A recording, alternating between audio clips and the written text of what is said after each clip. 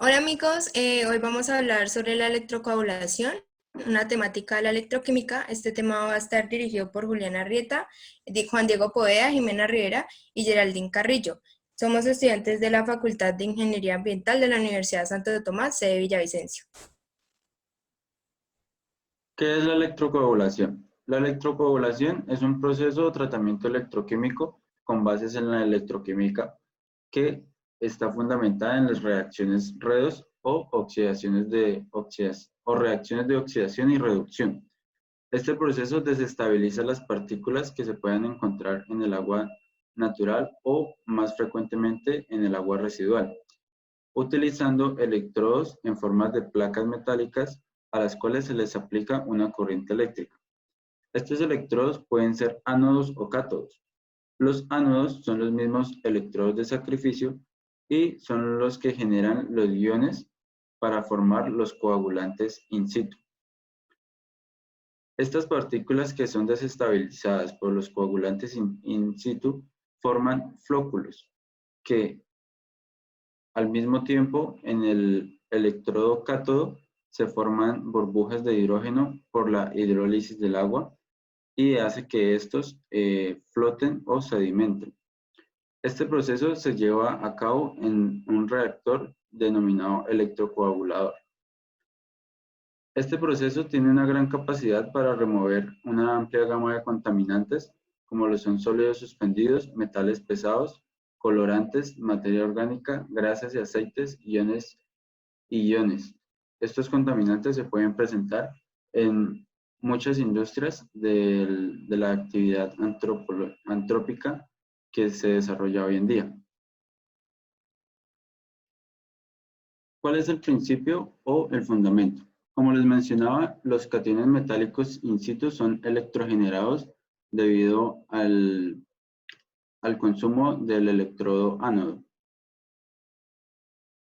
En la electrocoagulación se presentan tres procesos generales que son las reacciones electrolíticas o reacciones no espontáneas, que son las que se inducen por la energía eléctrica, la formación del coagulante, en este caso el ion aluminio más 3 o 3 más, y estos coagulantes una vez están dentro del agua o disueltos, pueden absorber los contaminantes que se encuentran solubles en el agua para ser removidos por sedimentación o flotación. Una vez estas reacciones se den, pueden generarse numerosas interacciones o reacciones subproductos de la electrocoagulación. A continuación se les mencionarán algunos tipos de reactores o celdas electrolíticas para llevar a cabo la electrocoagulación. Bueno, dentro de los tipos de reactores, cabe resaltar que se debe hablar sobre el flujo continuo o si es de flujo discontinuo o si tienen incorporación de estos dos. Como primero, tenemos los reactores tubulares de flujo pistón. Estos reactores son reactores que operan de manera continua y en estado estacionario. Los reactivos almacenan al electrolito que fluye en el reactor y los reactivos que no reaccionaron, así como los productos, y se descarga al final del reactor. Esto se puede ver en la primera imagen, que es un reactor tubular sin recirculación. Por otro lado, se puede ver un reactor tubular con recirculación, donde estos reactores, la concentración cambia por la conversión, en donde si el tanque es de mayor volumen que el reactor tubular, hay que tener unas medidas de tiempo para que no hayan falencias a la hora de la operación. Pero en el reactor con recirculación tiene mayor eficiencia de remoción.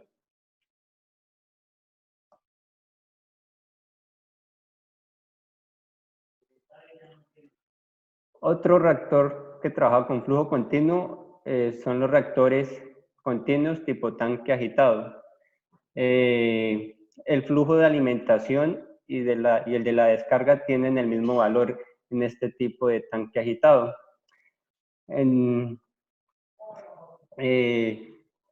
Los reactores electroquímicos continuos se utilizan en operaciones de producción de compuestos inorgánicos, en el tratamiento de fluentes y en menor cantidad en la electrosíntesis orgánica.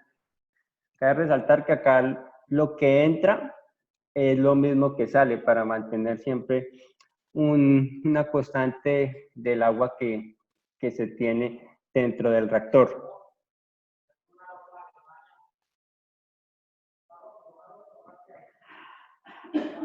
Siguiendo, se tienen los reactores de lecho fijo y de lecho fluidizado. Los de lechos fijos tienen forma de una matriz continua, como filtros o telas de un gráfico, de esponjas metálicas porosas, como se puede ver en la imagen, en el anolito.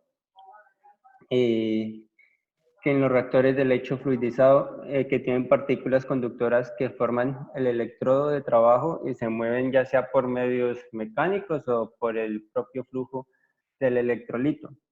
Acá también se resalta que el agua que entra es el que hace que ocurra este proceso, ya que se debe garantizar que el agua que está ingresando sea la misma que está saliendo para mantener el mismo volumen de agua dentro del reactor.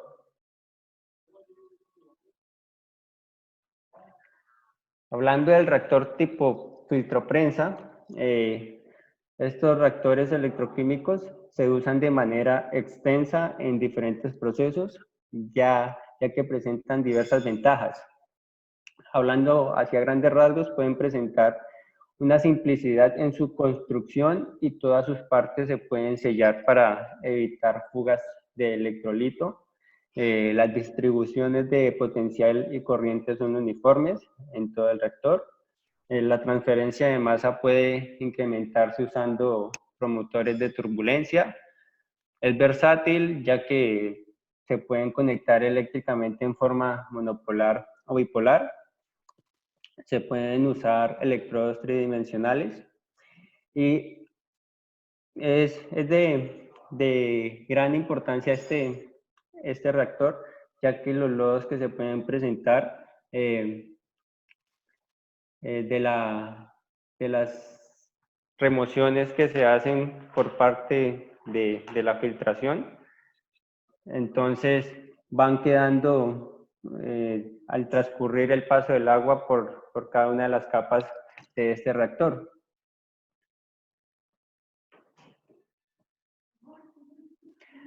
Teniendo una combinación, o bueno, que puede trabajar de flujo continuo y flujo discontinuo, se tiene la celda electrolítica tipo tanque rectangular. Esta celda es más simple y usada en los procesos industriales, en donde consiste de un tanque rectangular en el que se encuentran los electrodos en forma de placas colocados en forma paralela y con un espaciado constante.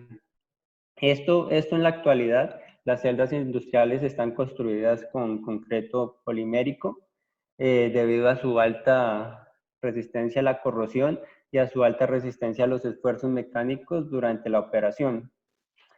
Acá se ve que se ven las flechitas como fluye el agua por medio de cada espacio que hay entre cada línea rectangular. Se habla que es de flujo continuo, flujo discontinuo, dependiendo de cómo se desee trabajar y el porcentaje de remoción que se requiere. Pues cabe resaltar que el de flujo continuo es que va a haber una entrada de agua y una salida de agua al mismo tiempo constante, y en flujo discontinuo es que se ingresa el agua y hasta que no se haga el tratamiento esta agua no puede salir.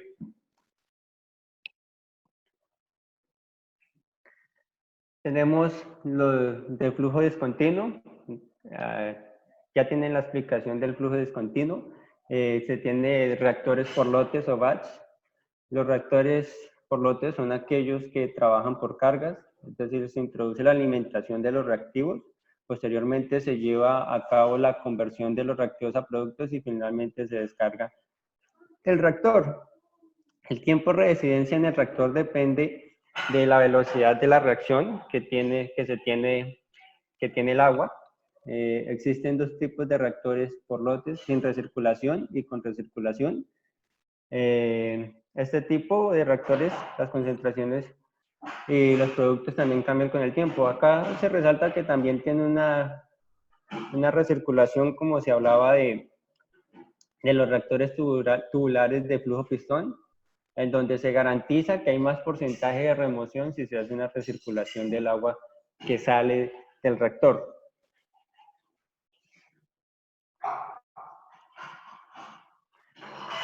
Por último, tenemos de flujo discontinuo los reactores con electrodo giratorio. Gracias al movimiento angular de los reactores de electrodo giratorio, se puede aumentar de manera significativa la velocidad de transferencia de masa sin que afecte al tiempo de residencia del electrolito en la celda. Esto conlleva a que es muy confiable utilizar este tipo de reactores para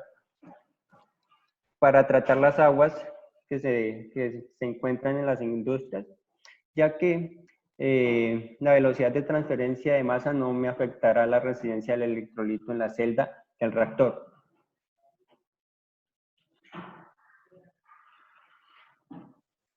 Bueno, para el buen funcionamiento de la electrocoagulación se tienen unas condiciones de operación que se deben tener en cuenta a la hora de realizar este proceso. Entre esas están las condiciones eléctricas y como primera y una de las más importantes en los procesos electrolíticos está la densidad de la corriente, ya que por medio de este se controla la velocidad de la reacción dentro del reactor y pues también influye o determina muchos factores como lo es la producción del coagulante, la producción de los hidróxidos, regula la velocidad y el volumen de las burbujas que se producen y pues también afecta el crecimiento de los flóculos. Debido a que se pueden presentar unos valores muy elevados de densidad, al generarse esto, puede disminuir significativamente la eficiencia de la corriente debido a que la producción de oxígeno se genera una corriente demasiado grande y pues hay una transformación de energía eléctrica en energía calórica que calienta el agua y pues como resultado afecta la eficiencia del proceso.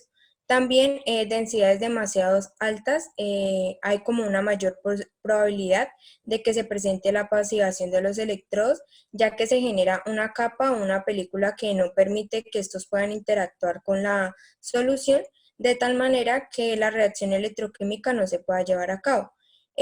Pero también densidades muy bajas de corriente implica un mayor volumen de reactor y por lo tanto mayores tiempos de residencia para poder garantizar la producción del coagulante y la formación del flóculo.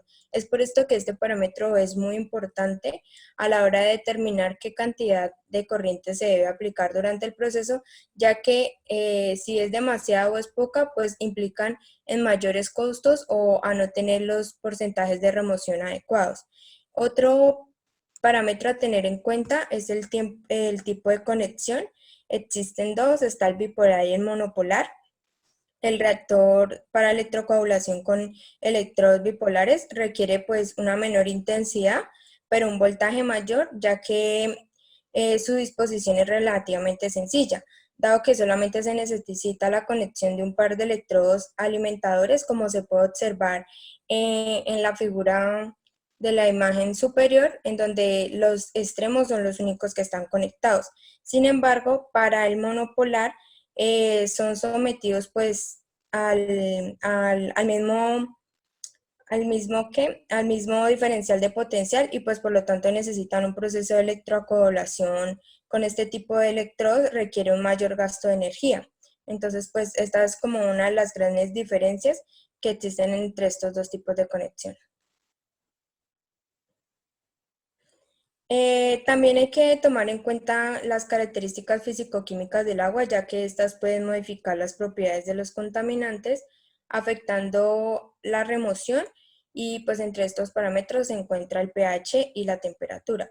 El pH el efecto del pH en la electrocoagulación se refleja en la eficiencia de la corriente y se relaciona con la disolución del hidróxido del metal. Estudios realizados han encontrado que el rendimiento del proceso depende de la naturaleza del contaminante y que la mejor relación se ha observado para los valores de pH cercanos a 7. Sin embargo, también el pH después de la electrocoagulación podría incrementarse para aguas residuales ácidas y decrecer para aguas alcalinas. Sin embargo, pues este fenómeno es resultado de la disociación de especies solubles de los electrodos. Y por otro lado está la temperatura, que pues a pesar de que estos efectos no han sido muy investigados, se ha encontrado que la eficiencia en la corriente incrementa inicialmente hasta llegar a los 60 grados centígrados, punto donde se hace máxima para luego decrecer. Sin embargo, pues se debe tener en cuenta que dependiendo del contaminante y el tipo de agua residual que proceda, pues esta temperatura óptima claramente va a cambiar.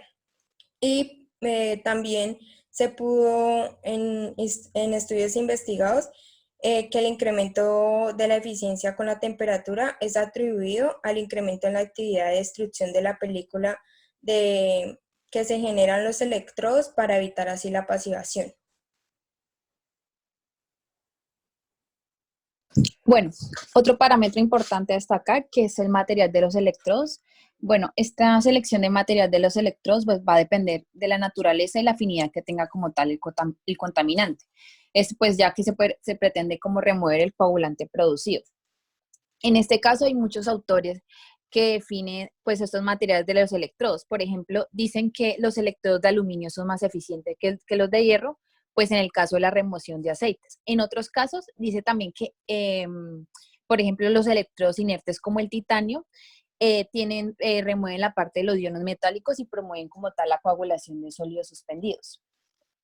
En otros casos, por ejemplo, otros autores definen, digamos, compararon como una eficiencia de remoción dependiendo, digamos, teniendo en cuenta como parámetros como la turbidez, la demanda química de oxígeno, teniendo en cuenta, digamos, los electrodos de aluminio, pues para remover, por ejemplo, la parte de los fenoles e hidrocarburos como más eficiente. En cambio, dicen, digamos, por ejemplo, los electrodos de hierro, digamos, remueven más fácil la parte de la turbidez y las grasas. Bueno, también en otros casos dice que en la parte de las sustancias orgánicas, en solución acuosa, pues depende del material y pues del parámetro que se pueda mejorar. Por ejemplo, digamos, se pueden combinar en muchos casos de los electrodos de aluminio con aluminio, el aluminio con hierro o solamente hierro con hierro, pues teniendo en cuenta pues la sustancia pues que se quiere remover como tal. Bueno, en el caso de los tiempos de remoción, estos también como influyen en la eficiencia del tratamiento del proceso de electrocoagulación. Por ejemplo, algunos autores dicen que al emplear pues mayores tiempos de remoción, se puede incrementar pues como tal la dosis del coagulante, lo que puede mejorar como tal también la eficiencia de la remoción, pero digamos, esto puede como aumentar el tamaño de los coágulos y puede generar unos costos mayores en la inversión. También dice que en otros casos, dice que las partes de las dimensiones del electrocoagulador pues pueden influir también en la parte de los porcentajes de la remoción y la aglomeración de las partículas. Entonces, si el tiempo de aglomeración puede ser mayor, o sea, si es mayor, la eficiencia no va a ser tanta, pero si también es menor, digamos, también no se va a generar esa aglomeración eficiente, pues para tener en cuenta como una remoción específica. Bueno, en cuanto a la parte de conductividad, en este caso, si hay un incremento en la conductividad eléctrica, también se va a generar como tal un incremento en la densidad de la corriente.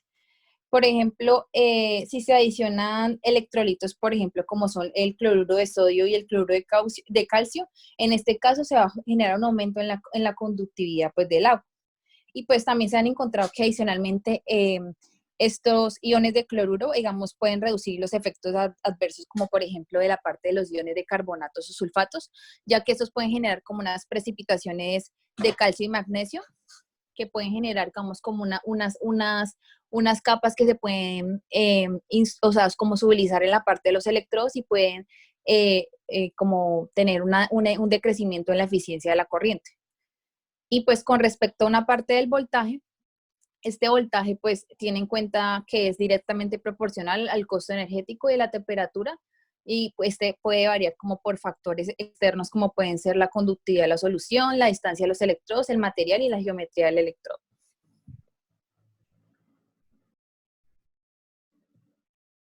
Este proceso de electrocoagulación conlleva varias ventajas en comparación a otros. Estas ventajas pueden ser los menores costos de operación, ya que no requiere del uso y almacenamiento de productos químicos. Sus equipos son de fácil operación, lo cual no requiere un gran personal capacitado para el funcionamiento correcto de este proceso. Los lodos que se puedan generar por este proceso son más compactos, se presentan en menor cantidad y generalmente tienen menos agua asociada, quiere decir que tienen menos porcentaje de agua. Los iones electrogenerados favorecen a unos flóculos más grandes. Esto hace que los lodos pues sean de mejor calidad, como ya se mencionó. Presenta una alta efectividad en la remoción de un amplio espectro de contaminantes para diferentes industrias. La misma corriente que se aplica puede favorecer el movimiento de las partículas, incrementando así la coagulación debido a las reacciones que se generan. Presenta bajos niveles de sólidos disueltos. Se puede usar tanto para aguas potables, pero mayormente se usa en el tratamiento de aguas residuales. Y en cuanto a sus desventajas, pues se tiene que los electrodos deberán de ser reemplazados debido a su uso o su desgaste, pero esto no es constante, sino que deberá de ser un tiempo muy prolongado antes de su reemplazo. Los lodos que se puedan generar como producto de este proceso pueden contener altas concentraciones de hierro o aluminio, o según el material del electrodo utilizado en el electrodo de sacrificio, pues estos iones al generar otros compuestos podrían quedar dentro de esos lodos a la hora de disponer los mismos. El costo de la energía eléctrica en regiones donde sean apartadas o la energía sea de alto costo podría ser una desventaja, pues es uno de los principales requerimientos de la electrocoagulación, la energía eléctrica. Y el óxido formado en el ánodo puede hacer que se disminuya la eficiencia de la corriente para el proceso de la electrocoagulación, disminuyendo los porcentajes de remoción del tratamiento. Muchas gracias.